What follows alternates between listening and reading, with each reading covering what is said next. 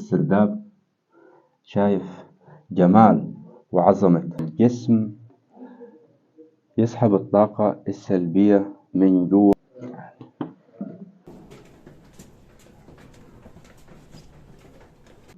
حضارة 7000 سنة.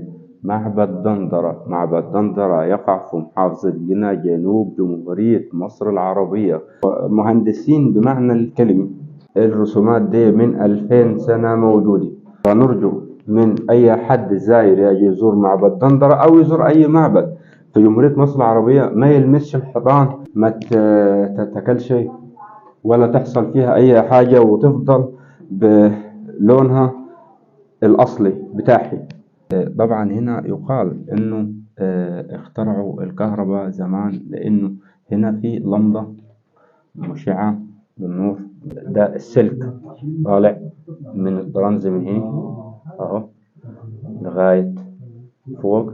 تعالى كده بص، وهنا بيقول لك إنه اللمبة خلاص نورت أهو زي ما رسمين في الصورة بالظبط. بص النقوش والألوان زي ما هي من 2000 سنة،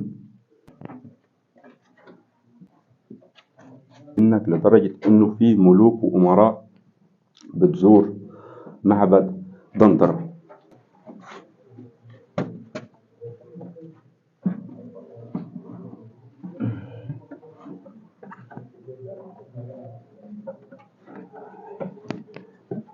صورة الجدار هنا طبعا الملكة كليوباترا الملكة السابعة كانت مدية أمر في وقتها إنها إنه تعمل لها صورة تذكارية مخلدة في أغلب المعابد في جمهورية مصر العربية.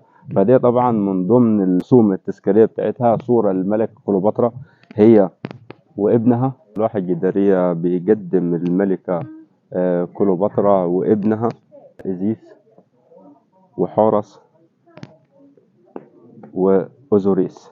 وده طبعا الإلهة حتحور اللي هي مشهورة بإله الحب، اللي هي أنشد وشيد المعبد ده مخصوص عشانها وتسمى باسمها عشانها. وممكن هنشوفه العمدان اللي برا مزخرفة ومرسومة في نهاية العمود بدماغ الإلهة حتحور.